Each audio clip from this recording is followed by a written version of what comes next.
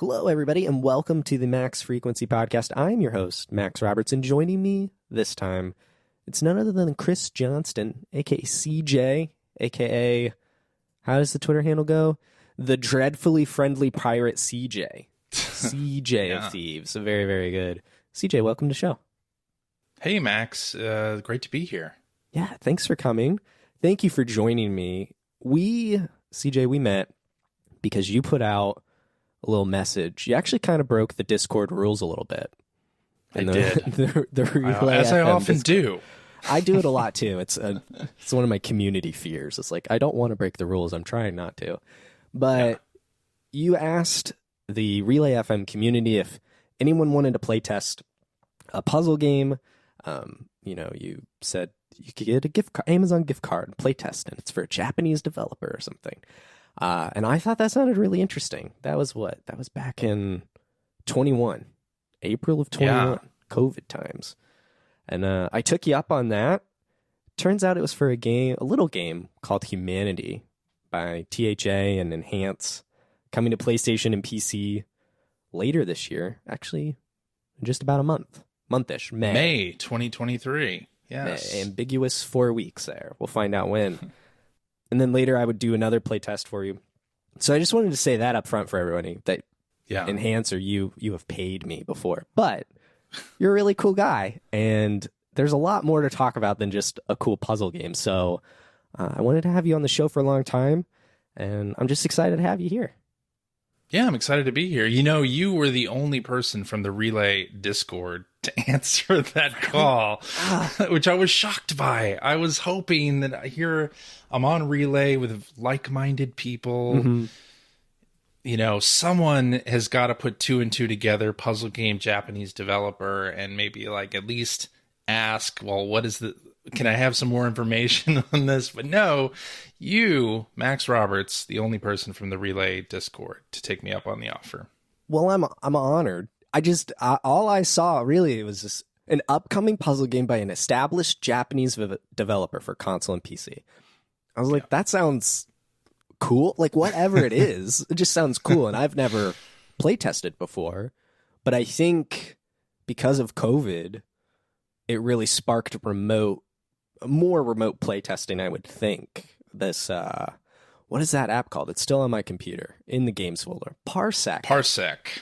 Seems to be pretty powerful. Is that a common tool these days? Yeah, a lot of people use Parsec for a lot of larger video game companies use it to give review copies to people or preview copies to people without actually giving them code. So you play it remotely and someone can't like data mine anything or like have an executable on their computer. So yeah, it's a pretty common tool for that. But then also like a lot of the fighting game community use it for like to simulate local play. That's another thing that does really well. Like it's pretty low latency, so it works pretty well, and it works with like every controller imaginable. So it's just a nice tool. Okay. Yeah, I enjoyed it. It was a very cool process. But before we talk about making and publishing and selling video games, I want to talk about a job you had. Oh, I don't mean to make you feel old, but EGM, Electronic Gaming Monthly, you used to work there for quite a while, and you started, it sounds like, well, it doesn't sound like, your LinkedIn says you started in the summer of 94. That's when right. I was born, CJ. Oh, no. Don't tell me that, Max. No. I was born in June of 1994, which that made me feel old. I don't know. Because I feel... So I apologize to you, I guess, because I feel like gaming magazines were around like my whole life, and I miss them greatly. Yeah. Never had the honor and privilege of working on any of them. They were all kind of dead by the time I was old enough to even work. But you were there from 97 all the way to 2004. So you're there for a solid run. And I just kind of want to talk about that whole time there. And I wanted to kick it off with, so in June of 94, you were only there for 3 months. I don't know if that was that an internship or just short-term gig? Well, it was a short-term thing. So I was only 17 years old in 94. I had not graduated high school yet at that point. Okay. So, and that was actually something that EGM, I mean, a lot of the people who worked at EGM were, you know, very, very young. So I was the youngest, I think, at the time, but it was fairly common to have people who were, you know, between 17 and 20 working at EGM. So it wasn't an internship or anything. I got hired in the summer, and then when school started, I attempted to work during the evenings. And that didn't really work out too well in terms of my schoolwork and all that stuff. So I left at that point. That explains June to October then, because that's that summer school window. You worked on interface letters to the editor and the press start news. And I told you before, I'm going to try and share my screen with you. Audio listeners, there will be links to this, so you can go look at these PDF cutouts. But I've got this. Can you see the screen? I can see it. Yeah, this is interface letters to the editor. So you designed the layout of this? Not exactly. Well, yes. Like, what was this? What was this process like? I mean, there's just a bunch of letters and pictures, and you can win a pair of acclaimed joysticks. Yes, you could. You could get Letter of the Month. You can win wireless controllers for Super Nintendo or Genesis. Yeah, what I would do here is, you know, we would get snail mail, letters, and they would be dumped in this big, like, post office bin, and I would go through them and read them and, like, separate out ones that I thought were good, any, like, envelope art or, like, interesting things, or the psycho letter of the month. You know, somebody wrote some crazy thing, I would put that aside as well. Envelope art was great fun, yeah, because some super talented artists would do envelope artwork, and I would just kind of set things aside and look through what we had and put them in the layout. The layout itself. So Steve Harris, who was the publisher of the magazine, would every year decide on what the look of the magazine should be. So stuff like the general layout in the background and stuff was all sort of predetermined. But in terms of like the content that was there and the screenshots that were placed, like I would have to wrangle all of those together. And like the bad photocopy contest, I would pick a page in the magazine. And at this point, the magazine wasn't published, so it was like proofs. It was like a big 11 by 17 kind of printout. And I would just like photocopy those over and over and over again to get the bad photocopy in there. But I had fun with it. It was enjoyable because I had written letters to the editor before for EGM, and I also had read the magazine for a long time, so I sort of knew what I would want to read. So I sort of selected letters based on that. It's like, what discussions are sounding interesting here? Like, what can I reply with? And back then, like, it was pretty much, I had a lot of autonomy to do this stuff. Like, we had an editor-in-chief, but there was basically no editorial direction on this stuff. Like, they really kind of didn't care what I said here. Ed Semrad was the editor-in-chief at the time, and I'm not sure he read any of these very closely. These are all your replies. Yeah, I wrote all the replies, yeah. Because I read some of them, but I didn't know who was, responding or whatnot. But some of these are like, they stand out to me now here that we're recording. There's one about the duo, like, what a time capsule that is. Like, we're worried because it's dying. Or the 3DO needs RPGs. And then S video cables for the Super Nintendo. Like, what a time capsule. I know. Oh my gosh, it's a very different time. Now we have 4K HDR displays and HDMI cables, but back then it was like, should I use these RCA cables or should I get an S-video cable? Like, S-video cables are so expensive. Yeah, I mean, and even today, people are using retro upscalers and with S-video cables to get the best picture, but on an HD TV. It's some of the stuff hasn't gone away, and then some stuff like the Duo, or really the 3DO, I think even more so, is just totally lost to time. That's true. Yeah, and at the time, I really liked the 3DO. Yeah. And so I think I was maybe the only person on EGM that liked the 3DO. And so I would, put letters about the 3DO and the Jaguar in just so I could say something about the 3DO or Jaguar and not have those ignored in the market. I like it. Yeah. Some of the news later on, a portable 3DO was one of the news stories in this issue from Toshiba. They were guests were talking about it. Interesting. We're seeing the PSX start to show up. Sony's PSX is appearing. Yeah. I think that issue, I was looking at it earlier, and there's a meme image that I think is still around today that is from that issue. So I think it was Press Start, there's like 2 pages on the Saturn. There's like 2 pages on the PlayStation. Yeah. And there's a page where, and by the way, all the images in this section were off of a videotape that Ed just like threw me a video. He'd gone to some Tokyo toy show or something. And this was a common occurrence where Ed, our editor-in-chief, would go to a show, collect materials and have footage, and just give it to an editor who didn't go to that show to write up. So that was what happened here.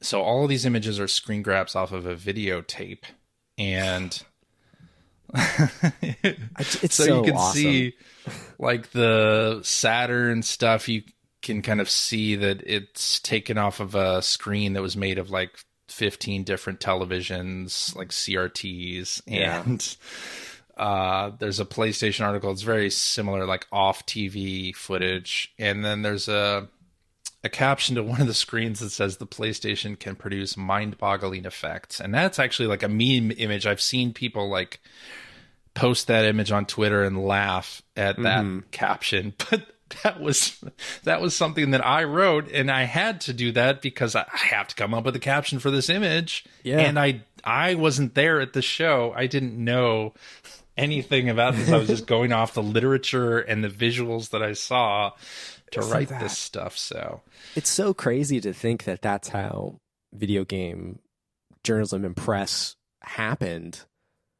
Yeah. In a pre-Twitter sharing, video calls, being able to go to shows, streaming, all that stuff. It's just you're taking someone else's word for it or watching a videotape of something, and you're just like, I guess this is what it looks like, or this is what it'll be. It's so fascinating. And the literature in this case was in Japanese because it was, a Japanese show.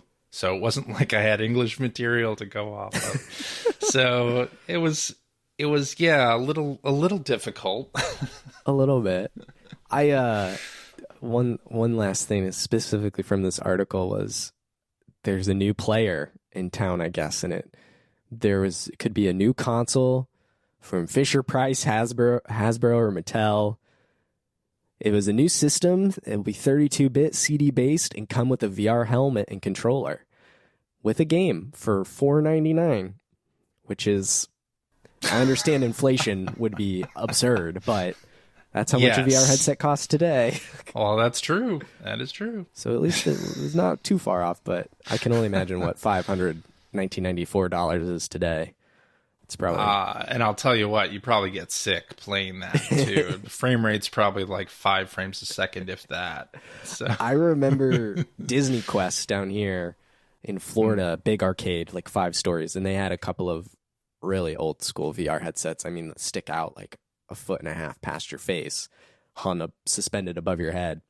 It'd be like Aladdin's magic carpet ride, and that thing is not a stable frame rate at all, and it's just chunking around. But at the time it was so cool. There's also a lightsaber, although they didn't own Disney when that game was made, so it was not really or they didn't own Star Wars when that game was made, so it wasn't a lightsaber. It was just like a laser sword or something.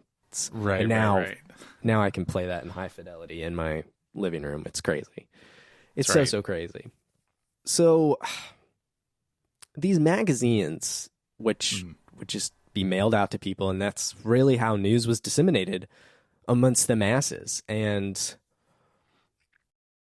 you would end up becoming the news editor there over time. That would be kind of your prominent role, as well as other things. And so, as kind of one of the most prominent sources, EGM was huge back in the day, was like the magazine. I would think Nintendo Power would also, like in the names of magazines that people would want, you know, EGM was toward the top with some of the Review Crew, Sushi X, all sorts of stuff. Like this was where everyone got their news. And I'm just, as the news editor, what was that like in picking out? Because you essentially got to help choose what was being discussed, you know, like almost leading the conversation. I know the companies would come out and say, well, here's our new PlayStation, or here's our new 3D Zelda, or whatever. And that would demand attention. But you almost in a way got to, I don't know, you help people make Christmas lists. I mean, you shaped a lot of people's knowledge of the industry. Yeah, and I never thought about it that way during the whole time. Like, I thought of it more of just a natural extension of what I loved to do, and I was a voracious reader of video game magazines, and so when I was put in the position of then making that content, I just did what I thought people would want to read about, and what was interesting to me, and also like what we had information on, right? Like, what aspects of the industry am I curious about? Is it VR? Is it online gaming? Is it like the Dreamcast has died? And what I would want to know, knowing that, or like Metroid Prime being in development hell. That was a big thing. Isn't it? And it's crazy. It just came back out. They just remastered it. Same studio, not same team, but same studio. Yeah. And then I was extremely lucky being the news editor, because then I also got to interview a lot of industry figures that, I'd grown up playing their games, or was interested in talking with them, like Howard Lincoln at Nintendo, or Kaz Hirai with Sony, and Bernie Stolar with Sega. So it was a little bit surreal sometimes going to E3, which unfortunately E3 is canceled now, so it's dead officially. I can't. E3, poor E3. I can't disassociate just calling summer video game news E3. I'm sorry, Jeff Keighley. I'll never call it the Summer Games Fest. It's E3 in my brain. Yeah. But man, what a sad state of affairs for that whole conference in general. And just more, I know, not necessarily the company per se, more just everyone getting together at one place, one time, all the news coming out at once instead of a drip feed over the summer. Like, I miss that type of energy, not the, because we'll get the news. It's still going to happen this year. Xbox will do a thing. Sony might. Nintendo should. But it'll all be separate, and Jeff Keighley will have his thing, and I don't know. I just miss the one time, one place, all or nothing. Man, I do too, because when I was growing up and reading video game magazines, and I was growing up as part of the EGM staff too, but when I was just a reader, I used to love those July, August issues that had E3 news. It was just like, you get the full rundown of everything, and it was just amazing. And I always dreamed of going to those shows, and then when I was there, I loved it. Yes, it was hard work, and I know a lot of people, maybe in video game journalism circles or even in industry circles, are kind of tap dancing on the grave of E3 and saying they're glad it's gone. I miss it. Like, I used to love that show, and it's hard work. but totally rewarding to go from appointment to appointment and be running from hall to hall. And like, I've got a Miyamoto interview at this time and a Kojima interview at this time and a Yuji Naka interview at this time. And it was just like, that was kind of amazing to think about, right? You actually interviewed those people? I have actually interviewed those people. Oh my gosh, that's nuts, man. Yeah. That's so crazy. Or Aonuma or Itagaki, like all these people that that's not going to happen. They're not all going to be in one place together anymore. No, yeah, you're right. It's so rare. I mean, those opportunities to interview those people still come up. I'm sure Miyamoto actually probably is preparing for a press tour right now for the Super Mario movie. Yeah. And then Aonuma with Zelda here in May as well. So it's, they will be interviewed, but having Aonuma and Kojima and Shuhei Yoshida and who else? I don't know, Phil Spencer or who was before Phil, Don Matrick, all in the same building, area. Just there's, I think, more chances and just interesting opportunities probably in discussions. And I think you're right, although a lot of those interviews were like, you have 15 minutes, go. Sure. And if it's like an interview with a non-English speaker, there's time to translate to them and then translate back their answer, and then that cuts everything in half. Really. Yeah, that's true. Yeah. And the press conferences, there's something about things being live. I understand why companies want to do these pre-recorded presentations. Nintendo, I frankly think of as one of the first major players in video games to do it with the directs. Iwata, direct to you. And yes. Then Sony would go on with their state of plays and their presentations, and now Xbox does it with whatever, I forget what they call theirs.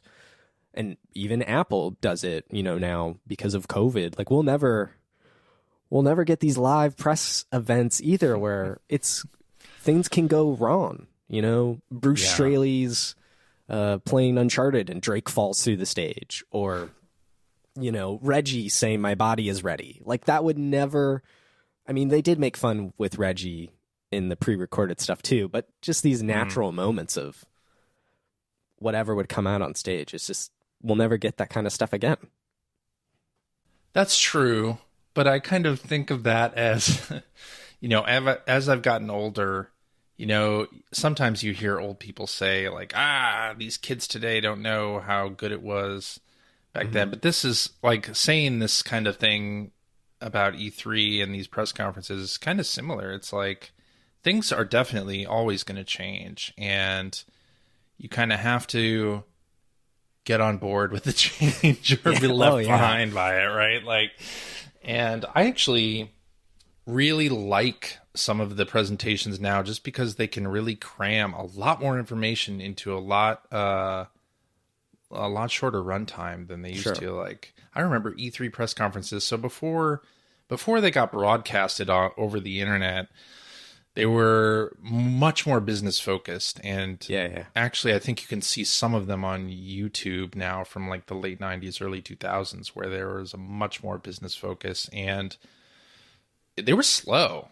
They were very slow. And like some of the Sony conferences that would stretch into 2 hours, it would just be like, come on, like, don't show me any more sales graphs. I want to see trailers. Like, that's what they used to be. And like things can go wrong, and those moments are always fun to see. And they'll like hit this crab in the red spot for massive damage, like that kind of thing. Like, I think it still can happen with pre-recorded stuff, but I actually kind of like it now that everybody is sort of shorter to the point and showing me exactly what I want to see the whole time instead of downtime.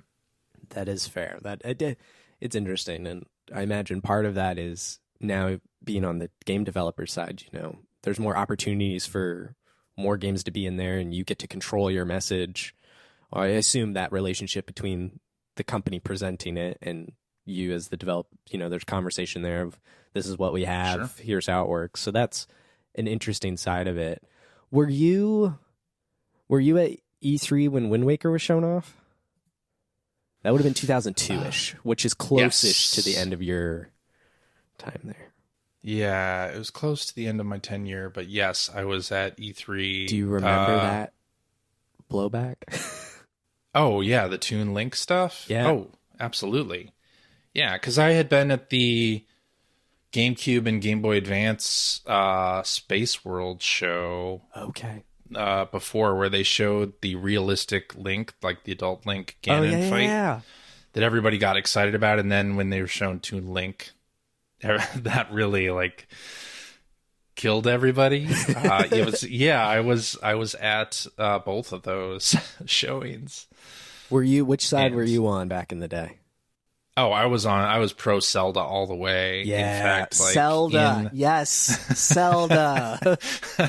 In EGM, like I think there's a page at the back of the magazine during that time where we talked about it, and I was maybe one of the only pro Wind Waker visual editors. Like I was on board. Like I said, it's a different take on it, but it's so expressive and so different. Like I can't wait to see what they do with it. The game's gonna play well.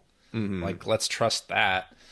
So, and I thought even at the time that the visuals on show were gonna look timeless, and I think history has has shown that Wind Waker is still just sort of timeless in that visual department. I was looking to find that issue, and I'll do so later, but one thing was, I guess people were reporting that Wind Waker was going to be redone at the time with no cel-shaded graphics. Like, that was a big rumor at the time, and people were... It's so funny. Right. Wind Waker... And I mean, eventually... Why would you want that, though? Why? Eventually they get it, right, with Twilight Princess, which would have been only a few years later at E3 2004, with... I think one of probably the most famous E3 reactions ever of the sound of grown men crying in the theater, which is... I was there for that one, too. Were you there? Yeah. Were you in the crowd? I was there for that one. Were you the one crying? I was not crying, no. I was a little bit further back from the front. Okay. But I do remember the reaction, and it was huge because back then, people didn't like Wind Waker's visuals, which I honestly never understood because I always thought they were great. Yeah. But people really wanted that realistic Link, and they got it with Twilight Princess, and they cheered for that, and it was crazy to watch. Like everybody break out cheering in a conference like that, because generally speaking, those E3 conferences, they did have like a fan section. They would invite some people, either fans or employees of the studio, that would be the cheering section. Yeah. So that would happen. But at Nintendo, with that reveal, you got a genuine everybody on their feet cheering moment.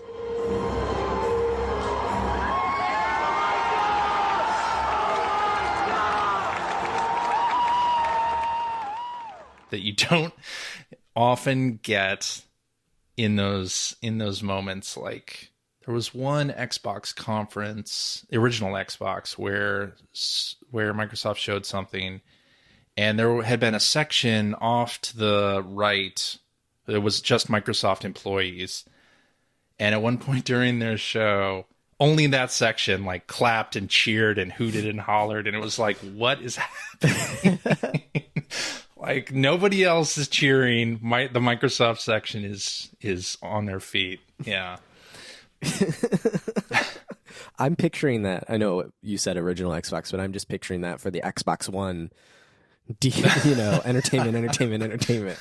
Right. No, I'm sure that happened at that point. I'm sure there were Microsoft employees in the crowd who were clapping. I mean, that happens, I think, in any sort of corporate event, even Apple events. So like Apple and Nintendo kind of get that natural cheering section, so they don't have to worry about it too much. But like every event has those plants that are like ready to hoot and holler.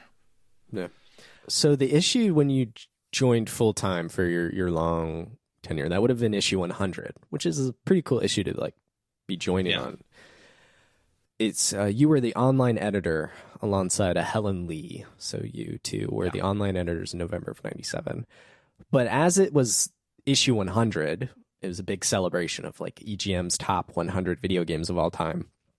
So I went through that list because I thought that'd be an interesting time capsule of 1997. So I wrote down the top 10. Some interesting notes, though. Symphony of the Night was number 12, so it didn't even crack the top 10, which I think in hindsight's pretty interesting. And Ocarina of Time wasn't even out yet, which is also just bizarre because people people love Ocarina of Time. The top 10, according to EGM in November of 1997, number 10 is Saturn Bomberman.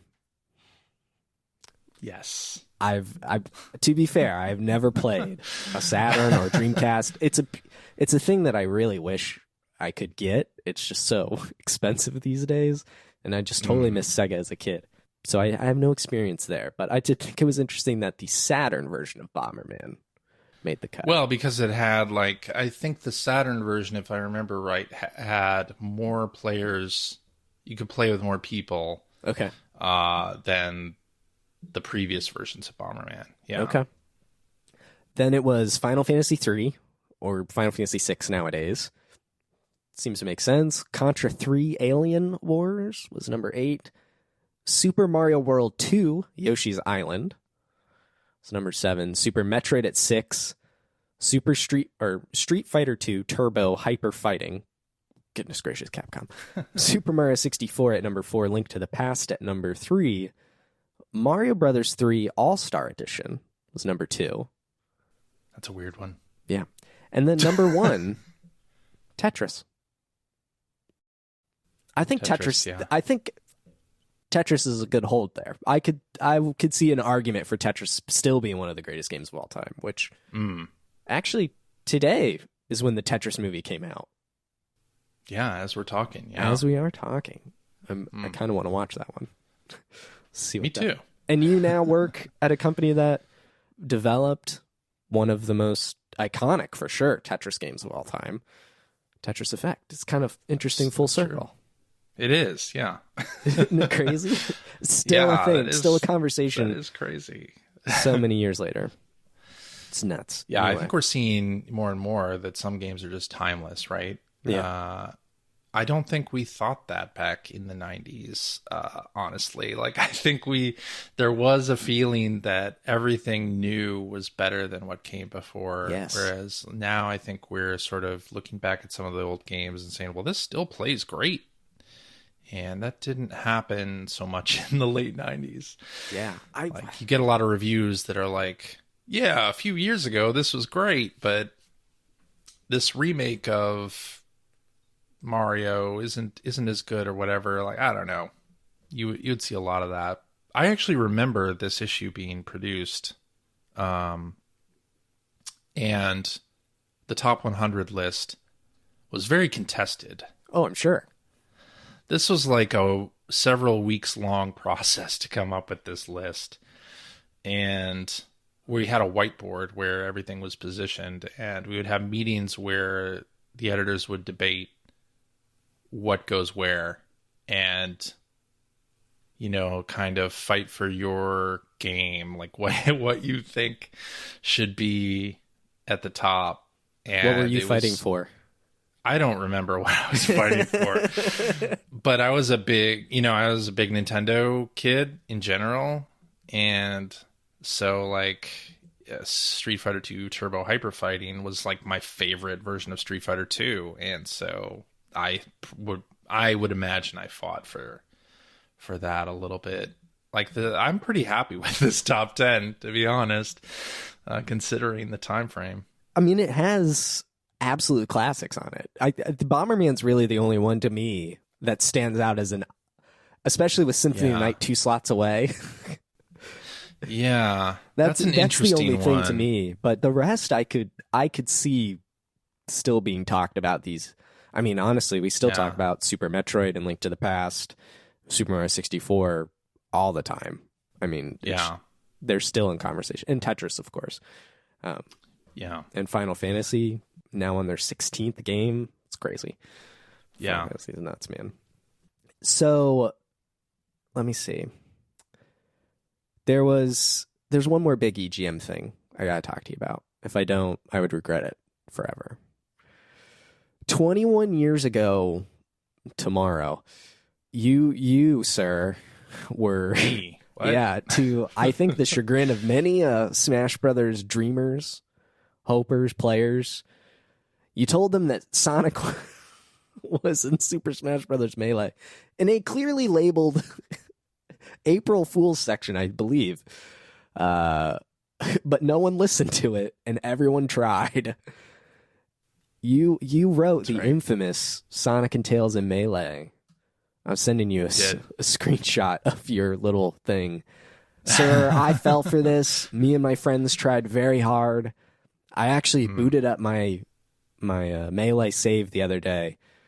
I wrote it down. My top on my copy was 4. I have a grand total of 14 killed in Cruel Melee, but only 4 with one character. So I was nowhere close to your mythical 20. Funny. I want to. Yeah. Obviously this was just a joke at the time. I'm curious how you feel about it going from this is funny to it swelling into the rumor, myth type thing that it was, to eventually Sonic actually really being in Smash Brothers. Yeah, like this was the thing. So in the April issue, we would come up with a joke and put it in the magazine, and it was sort of a contest where if people found the joke, then they would win something. I forget what exactly, but and as a reader of EGM back in the day, like I loved those things. They did something where like there was a hidden character in Street Fighter 2, but you had to do this ridiculous set of parameters to get him to appear, and then Simon Belmont in the Teenage Mutant Ninja Turtles arcade game was one of the tricks, and it was just like, and they would make them those were like button combinations that you could just about do but not quite, so it was like just out of reach for a normal gamer, and I loved those. I thought those were great fun. And so when I was working there, I did a bunch of those. And one was like, I don't know if you remember, the Sega Neptune was a rumored version of the Genesis that had the 32X hardware. It was like an all-in-one. Yeah. And one year I did a April Fool's joke that was, we found a warehouse of Sega Neptunes, and you're available for purchase online. And I bought a domain for it and set up a web page. It's not online anymore. What was do you remember the domain? I don't remember. Oh my gosh! Now I gotta find. Now I gotta find that. It was probably. It was probably so obvious. I don't even think it was like probably my ISP URL at the time. So it was something really bad, but and I for that one on the webpage I put a counter on it, and like those internet visitors counters that web pages used to have, and it would play. It was SegaNeptune.com. Oh, there we go. Okay, it would play a sound clip from Spaceballs, the one where Rick Moranis says "fooled you" when you actually press the buy button. You would go to a page that told you how many people had been fooled. And that was great fun. And I loved that kind of thing. So the Smash Brothers trick, it was at a time where Sega was going third party. That was news already. And Smash Brothers was coming out on the GameCube, and it was one of the biggest releases. And we did this section in the back of the magazine where we would highlight tricks and strategies for specific games. So Smash Brothers was one of those. Halo was one of those. Like the big games that people would continue playing after they came out. So when it came to April, it was like, oh, right, well, we have to do something with Smash Brothers because that just makes sense. And what fighters could we put in Smash Brothers that people will be like, oh, damn, I have to do this? And Sonic and Tails just seemed like a natural thing to put in. And I thought, well, we could get good images of Sonic and Tails in 3D and make it look like they were on a Smash Brothers stage, and we could get the fighter select screen because there were, I think, 2 holes on the side. Yep. The last row in the select screen where another fighter or 2 could definitely fit. So it was easy enough to kind of botch it, and we had really great art directors on EGM that could make fake screenshots. And I worked with Mike Reisel, was the guy who I worked with on this, and I took, I don't know how many screenshots of Sonic Adventure 2 or I think it was 2, to try to get a shot that would look natural in Smash Brothers. And then I would, we'd put this in the layout, and then we'd show people, like, if you were seeing this, like, what would your thought be? Like, can you see any place where you'd say, oh, that's fake? And then we would adjust if they said it was obvious. And then I came up with the parameters for you have to get 20 KOs with 1 character in Cruel Melee. And I thought, oh my gosh, I man. couldn't even get like past double digits, like, Yeah. but I thought, like, okay, what are people going to really, like, what's achievable theoretically, but people are going to, like, really struggle with. So 20 was the number I came up with. And yeah, it screwed with people big time. It did. It really Even did. though there's a hint, there are hints in the layout. You can see the date that it unlocks is 4/1. Yes. So that's a hint. And I think like the pose of Sonic is like a clear art asset from, I don't know which Sonic game that was, but the one where he's standing, his head's leaning to the side. Like, I think that's straight pulled from another game or box art or something. It is, yeah. So it's... And it's in there. It's mixed in with other real information, too. Like, it's the first entry here, but it's mixed in with things that are correct. So I like the quote, "A dream's been cast." That's pretty good. But man, we tried so hard, man. We tried so hard. Well, I'm sorry, not sorry. No, you shouldn't be, because it's really... I think it's one of the great jokes turned rumor, myth type thing that actually ultimately turns out to be true just down the line. So what did it feel like after years of... Well, I guess it wasn't that long, but, years of people like, Sonic and Melee, that's what I want, and you just lied to me. Now Sonic's actually in Brawl. What did that feel like to you? Is that just like a weight off your creative shoulder? Oh, no, not at all. There was never a weight on my shoulders. Good. Honestly, like, I never felt bad about it. But I thought, that's great, like, that they're introducing fighters from other series. I actually kind of wondered if this trick was any sort of catalyst for that. Those discussions to be had, or maybe we can bring in other franchises, but also, like, people did get 20 KOs in Cruel Melee, and they were pissed off that nothing happened. I think you sent them a copy of Sonic Adventure Battle 2 Battle or something. Is my understanding. We ran a contest that if you can actually do it and videotape yourself getting 20 KOs and send it in, like, we'll put you in a contest for Sonic Adventure 2 Battle on GameCube. And so watching those tapes come in was also really fun, because then I could see, like, these people doing this. I'm just picturing you're setting up the camera, filming this grueling effort, because I actually tried it again the other day. When I booted up my save, I was like, let me just give this a shot. Was it too difficult for however old I was, or is it just too difficult? It's just too difficult for my skill level. But it's like pre-YouTube in a way. Tapes are being mailed to you and you're watching them. And man, I wish some of those tapes still existed, because that'd be really funny, I think. That would be really funny. Yeah. And we watched them all. So yeah, that's wild. That's so cool. Anytime a tape would come in, it would be like, all right, let's stop what we're doing and watch this person do this. It was great. Yeah. That's so cool. I love it. it's a thing that's always stuck to me. And I don't even remember how it came up in conversation. But when you told me that you were the one that did it, I was like, I'm actually talking to the person who created this.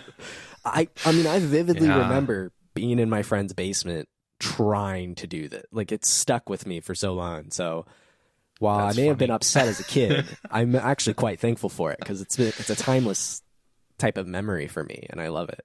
It's always tied in with Smash.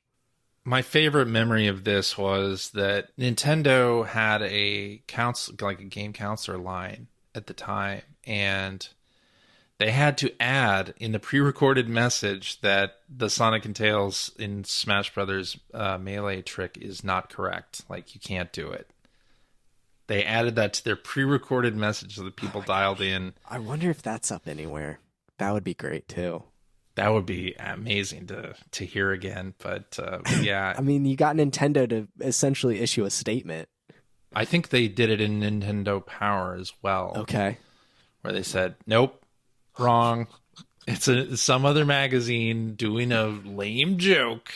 And I was like, yes, exactly. Yeah. That's so cool. That's so great. Yeah. But after a decade in press and media, magazines, not all at EGM, but a decade of doing it,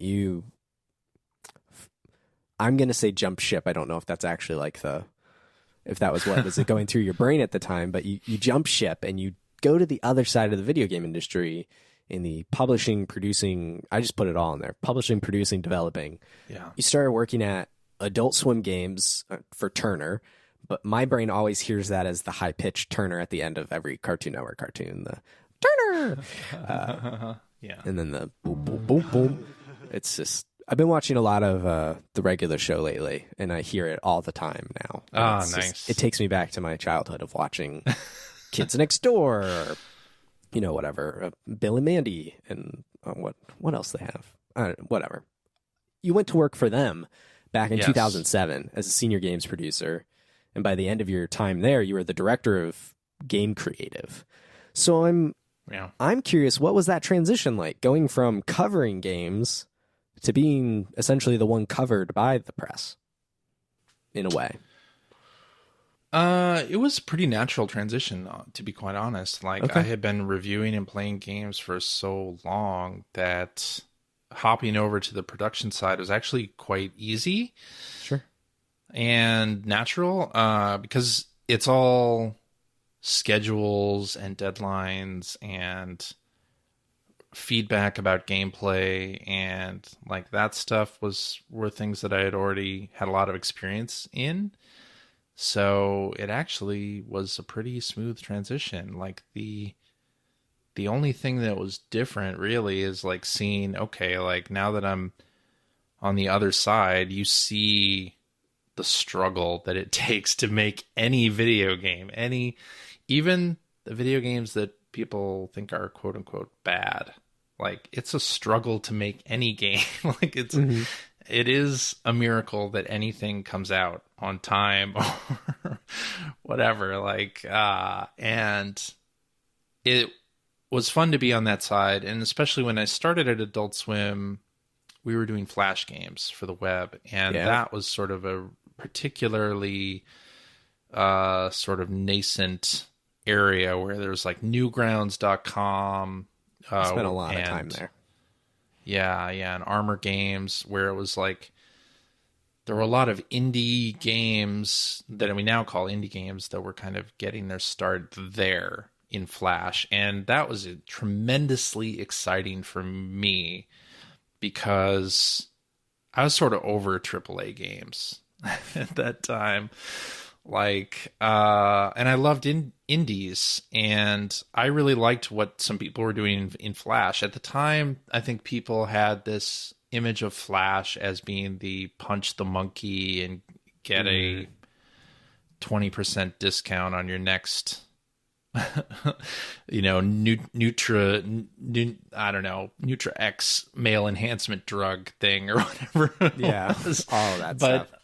There was this area of games that was extremely exciting, and the way that it was pitched, or the way that Adult Swim was doing it, was that they weren't doing games based on shows or like IP that they had in television. They were doing games based on original concepts and putting them out on Flash. They were games that like the Adult Swim audience could appreciate. So I remember Robot Unicorn Attack. That's the one I remember the most. Robot Unicorn Attack. I mean, a game that was done in 4 weeks' time. It was developed in 4 weeks. Yeah. What? Oh my gosh. Yeah, Robot Unicorn is one of my favorite games, obviously.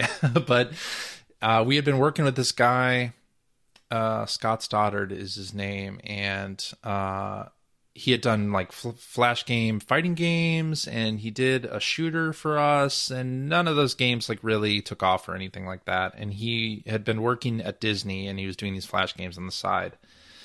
And then he got a job at Chair Entertainment, which are like the Infinity Blade people, and now it's like Epic. So I was going to say, I thought Epic owned Infinity Blade, but they purchased that later. Chair was like an Epic studio. Oh, okay. Chair Entertainment. Yeah. So he said, okay, well, I got this job at Chair. I can do one more game for you. And it's going to be like a 4-week project, like done. And it's going to be a runner, kind of like Cannibalt, which was sort of the predecessor to that whole genre. And it was the end of the year for Adult Swim, and we had like some extra money that, we had to spend before the end of the year. So we were like, yes, let's do this game that you pitched. And so it was 4 weeks, right before the end of the year in 2009. And he finished it up by the end of the year, and that was Robot Unicorn Attack. And initially it didn't have the Erasure song in it. He put it in there as a placeholder for one of the build deliveries that he gave to us. And when I played it with that song, it was like, I think we're going to have to license this song because it's just so good with these visuals and everything.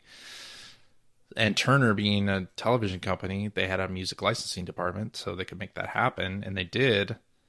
And then it blew up on Flash. Yeah. I mean, when it came out, it blew up. It's in every single one of your kind of like different platforms here, from Flash to Facebook to mobile. Robot Unicorn Attack, always there. Everything, yeah. And we knew it was going to do well before it came out because everybody in the office loved it. And in fact, we started working on the mobile version before the Flash version came out because we knew it was going to be a game we wanted on mobile. And it did well at first. And then I was with my wife at a concert and like checking my email on my iPhone. And my boss emailed me and he said, like, what is happening here with Robot Unicorn Attack? And I looked at the webpage, like the analytics webpage. I kept refreshing it. And it was just like through the roof, like crazier than anything we had seen before. It's like, what could be causing this? Is there something wrong with the page that it's like double, triple, quadruple counting? But no, it was that that 4chan had discovered it. Ooh. And I don't know if you know. I mean, I guess it was probably good. In my brain, 4chan's always a dark place that I never want to go. I know. So yes, it still like, is. You don't really want 4chan to discover anything about you or anything, but no. But in 2009, they had a lot of that forum had a lot of sway, and that and Dig. I don't know if you remember Dig. Yes, I do remember Dig. Dig's a nicer place. A much nicer place, yeah. Yeah, but so those two sites like had hit it and it blew up like crazy. And that's so cool. That was amazing. And so the original developer had gone to work at Chair and couldn't do any more work for us. So after he delivered the Flash game, like we ended up doing the mobile ports and the other stuff ourselves with third-party developers. That's very cool. I remember the one Facebook game I got really into. It wasn't an Adult Swim game, but it was Mafia Wars. Oh, absolutely. Yeah. Okay. I think that's an interest, what was it like? Now you're working on, console games, PC games, but this Flash, mobile, Facebook kind of era of games, I think was really concentrated at that time. What was different about that then compared to what you would see nowadays? I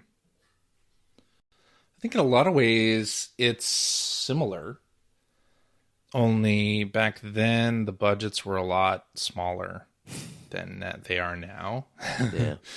And I think the people working on games, you don't get as many like solo productions as you did in the Flash days. Like, I got to work with Flambeer on a couple of games, and Yes. that was great fun working with those two guys. And They did Ridiculous Fishing? Ridiculous Fishing, yeah. They did a game for us called Dinosaur Zookeeper. Okay, that sounds like a game they would make. It was great fun, but I really liked their games a lot, and actually that was kind of how we found developers to work with. Is I would go on Newgrounds or Armor Games or the App Store and like play games from developers that I thought had the production chops and the gameplay chops was maybe most important to make like a really good game, and then approach them to do a game with us, like as a work for hire. And a lot of those people were just doing games as sort of a hobbyist thing, not getting paid or getting paid very little from those portals. And it was great to work with those people. Like Pixel Jam had done Dino Run back in the day, and we got them to do a bunch of games for us, which was great. Maddie Thorson, who, is Celeste. Yes. I worked with her on Give Up Robot and a couple of other games that we did 2 Give Up Robot games. And that's so cool. Yeah. I love Celeste. I love Celeste. I worked on me too. The guide for IGN. I remember my pitch was I saw it in a Nintendo Direct, kind of tying it back to those presentations, being able to fit things in. I looked at that and I immediately went, that game's going to be special. And I emailed Sam Claiborne. I was like, anyone on the guide for this? And he said no. And no one, at the time, it didn't seem like anyone was really looking forward to this. And I was like, there's something about this game. And then I did the guide for it and then realized, I have to collect all these strawberries. So, whoops. Big whoops. I remember the hotel strawberries being thankfully editing those videos is easy. You just edit out all the death. Right. But there were nobody has to know. Yeah, no one has to know that I've died hundreds of times to get this one strawberry. But I remember being like, that's going to be a game. And now look at them. Celeste, I know. Huge, and they're on Earthblade, I want to say is the name of the next game. I think that's something like that. Right. I don't know. Yeah, Towerfall and then Celeste. Yes, Towerfall. Great party game. Great. Yeah. Ouya. Poor Ouya. Ouya, poor. Yeah. Oh man. That's so neat. I remember playing a ton of Flash games as in middle school and stuff. Going over to my friend's house, we just sit at the computer and play all sorts of stuff. It was great.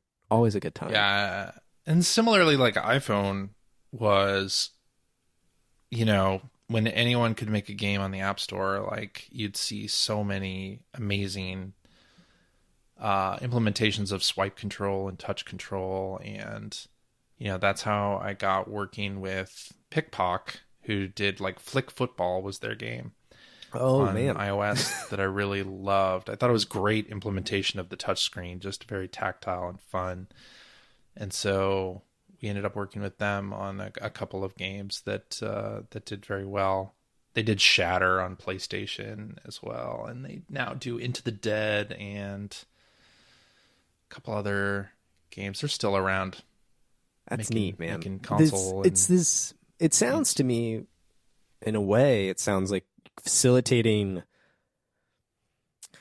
a community of developers to kind of come together and work for your publishing brand to just Yeah. bolster that side of things. But you're almost, what do they call them? EA calls them, when they did that whole initiative of like EA Originals or something, the Yarny Boy, and they still do it with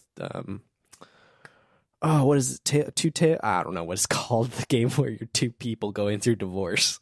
One game of the year. Yes, It Takes Two. It Takes Two. Thank you. So EA is getting certain developers to do that, and granted, that's EA. That's really big, and probably trying to bolster their image in a way. But Ubisoft did that with their own teams and stuff. But it sounds like at Adult Swim, you were just even you guys would eventually work with Double Fine on Headlander, right? Yeah, that was so. That's right. It's an interesting. It sounds like a community approach in a way, just not you and the consumer so much as it's you and the developers. Yeah, that was the idea. Really, like, find indie developers who are doing cool things, and then like pay them real money to do it. And in some of those cases, those creators got to keep the IP of those games, and in some other cases, Turner owned the IP. But yeah, I mean, that was the idea, and we started in Flash, then moved to iPhone, and then eventually did Steam and console stuff too. Once the sort of barrier to entry for developers and for publishers got low enough where we could do that. Like, there was that whole Steam greenlight process that indie developers couldn't really circumvent. Like, they couldn't get on Steam, but we had an in on that with Valve. Like, we were a publisher on Steam, so we could, that was one of the things that was a benefit of working with Adult Swim. Like, we can get you on Steam. So that was pretty big. That sounds, it's so interesting to think, because nowadays I feel like anyone can put a game on anything. I mean, more or less. Yeah. Have you seen how many AAA clock versions there are and bundles? Yeah. AAA clock is just, I think they're working on AAA clock 17 at this point. Oh my gosh. So many. I think of My Name iterations. Is Mayo, the greatest trilogy ever. Yes. I think that's more of aware of what it was as a joke and like knew when to stop. And then there's other companies that are just like, here you go. We're going to just take all of the money. Yeah, we're going to make 20 different versions of this game, and maybe people will buy it because they get an easy trophy or something like that. Yeah. It's all political. Oh, well. I digress. From Adult Swim, I didn't write down when you left Adult Swim, but it's right here. It's not far away. 2019. Thank you very much. And then, there's a little bit of a gap there, but you would come onto Enhance. Yeah. Creators behind Rez, Tetris Effect. Is it solely publishing, or is there development help as well for Humanity? It's both. It's okay. Development and publishing, but THA is the main developer for Humanity. Gotcha. Yeah, with Enhanced people helping out. Very cool. It's sort of a joint development at this point. Yeah. So you're there under User Experience Director. So that's right. At least in our working relationship context, I understand from a playtester perspective that you're asking, we're playtesting. So, but what does that entail on the bigger scale? It can't just be facilitating playtest, I would imagine. Originally it was mostly that. Yeah. Okay. And it has morphed, like, when you work in a small company, Enhance is a small operation, like an indie really, and especially like on the US side, like a lot of folks that I work with do a lot of different things. Like, their title might be one thing, but they're doing a lot of other things. And so User Experience Director is just part of, I did a lot of that for Humanity, but that's really only part of what I do. I do a lot of marketing stuff as well, a lot of like writing for social posts and press releases and things like that. almost anything that needs to get done, I'll do, right? Like, Yeah. need to make a video of something, or we need a clip of something, like I'll hop in and help make it. Like we did with Humanity, when we put out the demo of that, we put out like a demo walkthrough video, and I did all the gameplay clips in that and wrote the script, but we had a streamer read it. So it's a lot of different things. Like when you work in a small team and you're putting out a game, like there's so many things to do. Mm-hmm. Like I don't think you realize, certainly on the outside, like how many things are involved in publishing a game and getting something live. So yeah, it's a lot of things. So taking screenshots, like the store screenshots for Humanity, I think most of those I ended up taking. It's a lot of things. You describing that, it actually, to me, sounds a lot like the EGM sort of stuff, where you have a lot of agency, it sounds like, to at least present things. I'm sure people look at all the screenshots and go, what best represents the product here, and what do we want everyone to see on the store? But it sounds not too far off from, here's the letters we want to put in the thing, and here's the layout we want, or here's the news articles we want to cover. It doesn't actually sound too far off to me. Yeah, it's not too far off at all. And even working at Adult Swim, like looking over marketing and screenshots and writing press releases and reviewers guides and things like that, that was all stuff that I did there too. So doing that with Enhance, it's it is an extension of games writing from way back when. Like I'm using the same sort of skills there. Like I'm trying to think, okay, as a consumer, what would I want to see in these screenshots? What sort of best represents the product to me? And in this store description, like what would sell me on this game? What sort of animated GIFs do I want to see on the Steam store page? Like what would sell me on this? So yeah, you're thinking about it very much the same as you would like if working on an EGM layout or review. So it's a very similar approach, and it's all stuff that I like to do anyway. So it kind of works out. So what is it? I mean, you would have obviously experience from this with Adult Swim, but specifically with Enhance here and Humanity, and the last 2 years of working on that, and it's getting ready to come out.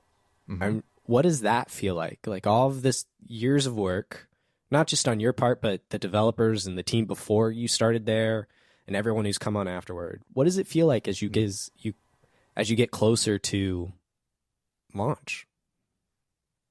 It's super exciting. So, I mean, hats off in so many different ways to the development team, because they have worked so hard on this thing for longer than I've been involved at Enhance, and they've really like polished it nicely. And it's exciting to me to be any part of the process of bringing that to players. Like with every game launch, whether it was a Flash game launch or an iPhone game launch or now like console stuff, like I am always super excited on launch day, usually, or announce day, like almost to the point where I can't sleep the night before, because it's very much like I can't wait to see what people are going to think of this game, what their reaction's going to be. Like, I hope it's one way, but it could go the other way. Like, it's very, like, what's going to happen sort of thing. And it's very exciting. Like, we were recently with Humanity in a State of Play presentation. And then we dropped a demo for Humanity that same day, which I always try to make predictions before things, either with friends or publicly on the blog or whatever.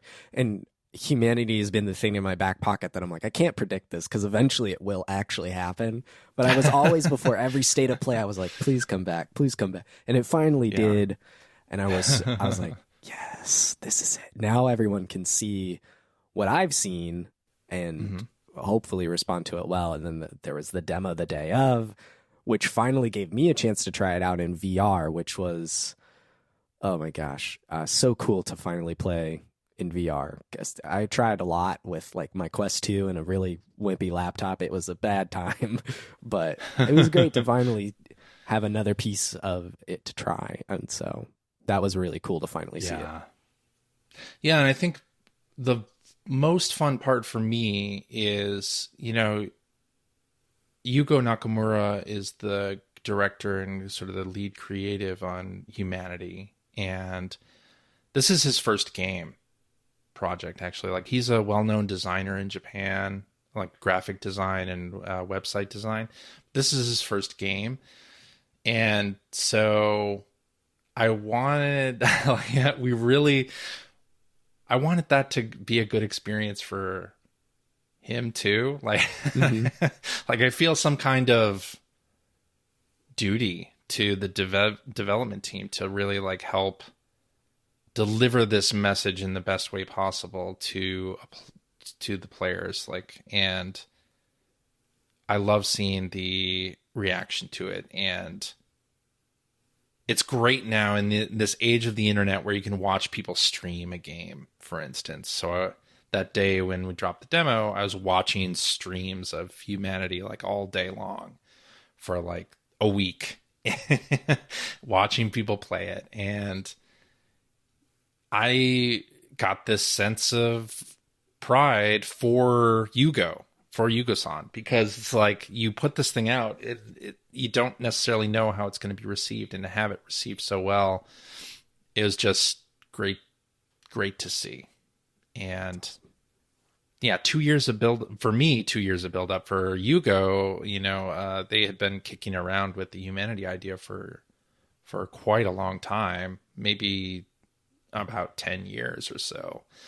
And crazy to see that like finally announced, and you control a Shiba Inu, and it's a puzzle game, and it's got all this variety in terms of mechanics and things, to like see that and see people's reactions to it was great. Like, yeah. And actually, if I'd worked in the game industry back when I was working at EGM, you wouldn't have that sort of immediate availability of people's reactions. Like, you'd have to wait for the magazine to come out to see the review or something like that. And I can't even imagine that feeling of like, when are the reviews going to hit and what are people going to think of? Now it's immediate, which is even better. And you can see that from people on Twitter, and you can see it from people streaming the game on Twitch. And it's just been really, really good, and really satisfying to be a part of it too. Like, I love that more than anything else, I think, is being a part of bringing these games out. I'm not a developer. I'm not developing the game. I'm providing feedback on the game, or like watching people play through and then delivering comments about what I see as potential problem areas. But ultimately it's their creation, and I'm trying to facilitate, having it get the best response possible. And in Humanity's case, there's also, a level creator and things, and trying to nurture that community is going to be an interesting task that I'm going to be involved with, and I'm looking forward to very much. Yeah, I was going to ask, what is, not specifically for Humanity itself or Enhance, I'm not looking for the scoop here, but what does post-launch in general look like for any game really that you've done? And the game comes out, and I think today more so than maybe back in the Flash mobile era, games have life beyond the release, especially ones with level creators and some sort of community longevity focus. It's not like you stop and you're going to start working on secret video game next project or Tetris Effect for the whatever platform. It's here for a while. So what is that? It doesn't really end, does it? It doesn't. Right? I actually love that aspect of modern gaming. Like, if you rewound time and told me that like I could play a game that I loved was going to get updated or like continually supported for a year or more after, I would be so stoked about that. Like I would be super excited. And so, I mean, that's what modern gaming is, I think, is yes, there's an initial release, and you know, if you're able to, and some games can do this, other games can't, like develop a community around it, then you can kind of continue delivering content to the people who love your game the most and kind of have this sort of symbiotic relationship. And we did that a lot at Adult Swim with the mobile games. We would update those often with new content, and I loved doing that. It's because, you know, those games had a longer shelf life, and people would play those games for a longer period of time, over a longer stretch of time than just at launch, and then they'd put them down or whatever. And I started to get into some of those communities for games. Like, I'm really big into Sea of Thieves. Yes. And I've participated in that community, and I love doing it. Like, I love seeing that sort of community come up around a game. And so if I can in any way like help establish that for any game that Enhance does, or anybody that I'm working for, if I could do that, like, that would be super satisfying to me. And yeah, I think we're in a golden age of video games. And I know a lot of people are like, oh, games today suck so much. Like, their live services, I hate it.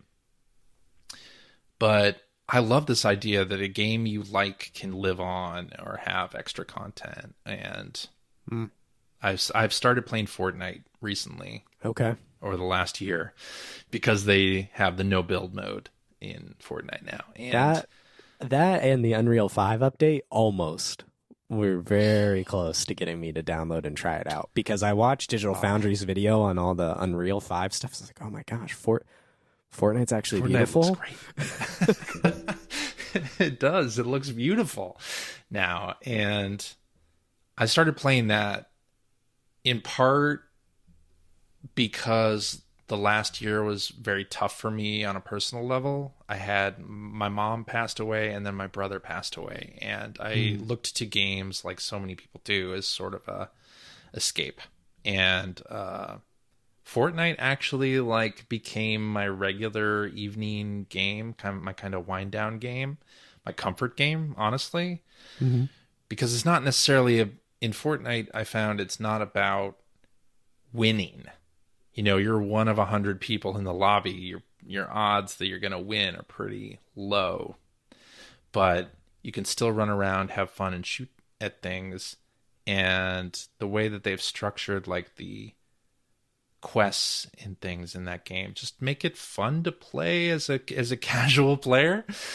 And they do a great job with skill-based matchmaking, where I'm not up against people who are super good. So I feel like I can win in a firefight because there's so many people playing of any age group. And yeah, I'm probably killing 6-year-olds, but it still makes me feel pretty good when I win a firefight, right? Yeah. So, but like that game, the fact that there's always something new coming out, and there's always something new almost every week to look forward to, like, I really appreciated that over the last year. And so I appreciate that about any game that I play now. And I feel like, you know, working on a game, hopefully you will be somebody's favorite game. You know, that's incredibly rewarding. You put out a game and somebody says that they love it. That's the best, right? Like, and then to be able to like deliver them more content is even better. Or like have a conversation with somebody who's a real fan of whatever game you're working on. Like, that's so rewarding. And yeah, ever since I started in this half of the industry, like looking at it like you're going to be somebody's favorite game. It's like, that's awesome to think about. Like, I want to meet that person. I want to talk to them about the game. Mm-hmm. That is cool. So, yeah. That's awesome. I love it. I love it so much. Well, thank you so much for your time, CJ. I really, really appreciate you coming on the show and talking to me.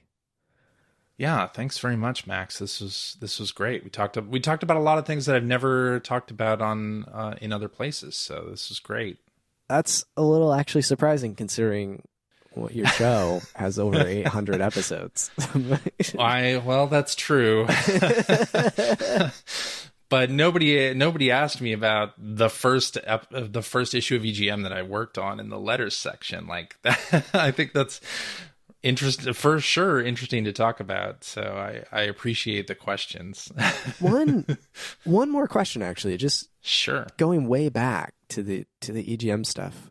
In my research, looking for all this stuff, I've got these PDF scans of honestly, a lot of them aren't really great quality. I know the Video Game History Museum, I think that's the name of it. Like, they have every issue of EGM and they're doing actual nice scans and, they're trying to preserve this stuff.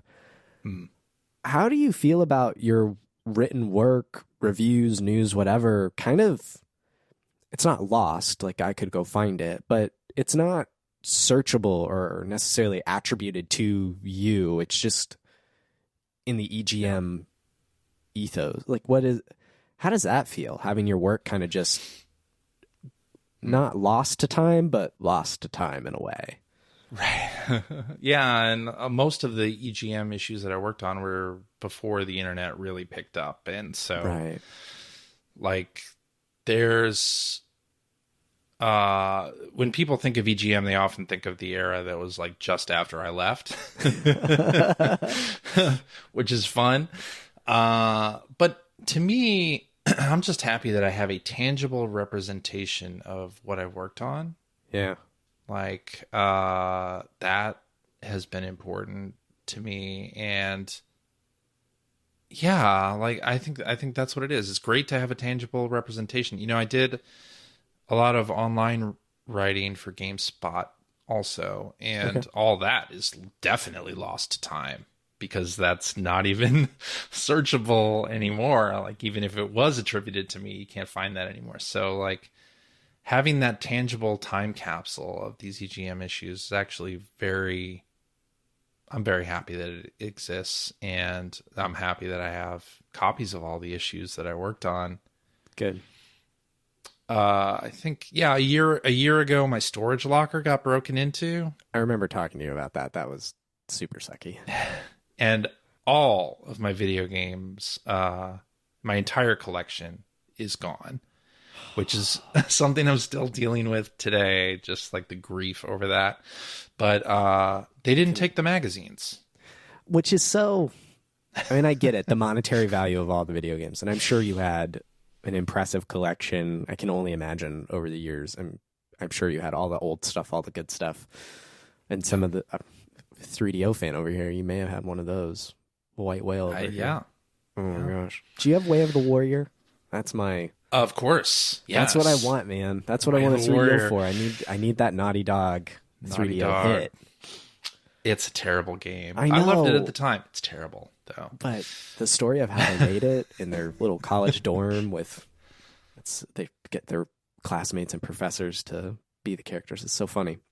Anyway. I love that. Yeah. But they didn't take the magazines, and I'm very thankful for that, because now I don't have to track those down at the very least. But that's sort of, I'm holding on to that as a physical representation of like the work that I did back in the late 90s, 2000s, and that is great to have. Like, I do occasionally look back at that stuff, and it's hard to read stuff that you worked on so many years ago, as I'm sure like looking back at old writing, like sometimes it can be a little cringy.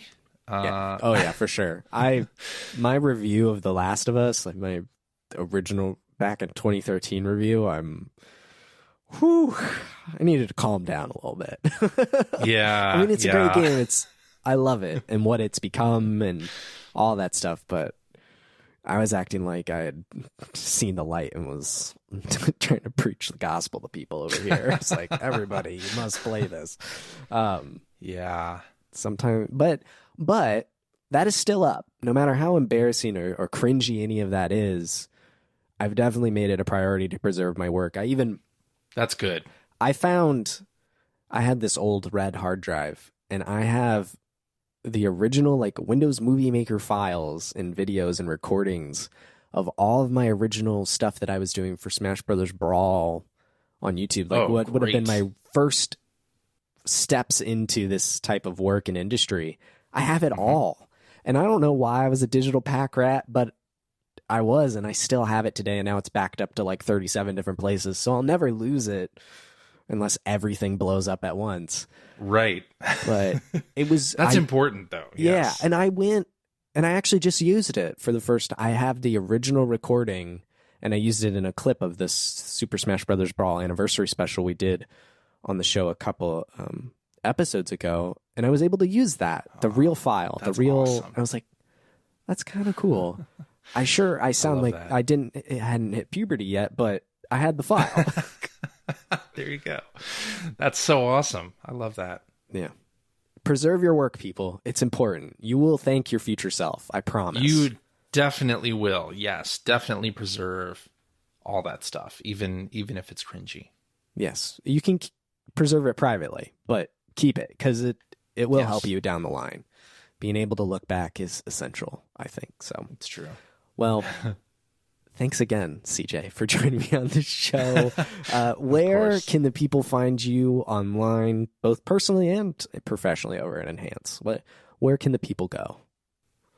Well, SuperPack on Twitter, although I'm not really posting too much on Twitter anymore. But I am on Mastodon. I'm on there as SuperPack at mastodon.social. Okay. And I do post there. And then, let's see. Oh, yeah, I do a podcast every week about video games that you can check out on player1podcast.com. It's called the Player One Podcast. Have been doing that show since 2006. And yeah, we have 850 some episodes of that. I couldn't, when I saw that, I couldn't believe it. What an impressive, just amazing run. And it's not like it's over. It's just like, I can't. I've been podcasting for, I think, 15 years almost this year or something. And that's been over the years and multiple shows and just one show for 10 years. Whew. Yeah, props it's to crazy. all of you.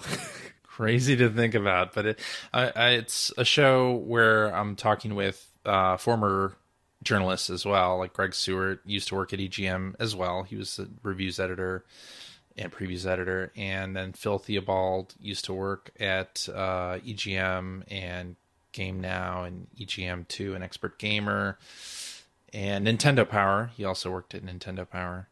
And so we hop on a call every week and talk about video games, and it's great fun. So Player One Podcast, anywhere you get your podcasts. And then Enhance is Enhance EXP on Twitter. There's also at Humanity Game for humanity stuff, and we're Enhance Experience on YouTube and all the other places as well. So people can check that out. And then look forward to Humanity coming out in May on PlayStation 4, PlayStation 5. And Steam, and it's, as you say, VR compatible, so PSVR 1 and PSVR 2. Yes, so, everyone go check Humanity out in May. I know there's like some game called like Zelda or something coming out, but check out Humanity. Yeah, definitely worth your time. Forget that Zelda game, Tears of the Kingdom, whatever. Who needs it? Fuse things together? No. Lead a bunch of tiny humans places as a Shiba Inu. That is the real game right there. That's what you want to be doing. Yes. So everyone look forward to that in May. If you'd like, you can find my writing and work over at maxfrequency.net. You can check out my other show, Chapter Select, seasonal podcast, where we bounce back and forth between a series exploring its evolution, design, and legacy. Season 5. Right now, Resident Evil. I'm in the thick of it, man. I'm playing Resident Evil 4 remake. I'm getting ready to start Resident Evil 5 co-op with Logan. So I'm just immersed in Resident Evil land these days. So you can go check that out as well. But thank you all for listening, and until next time, adios.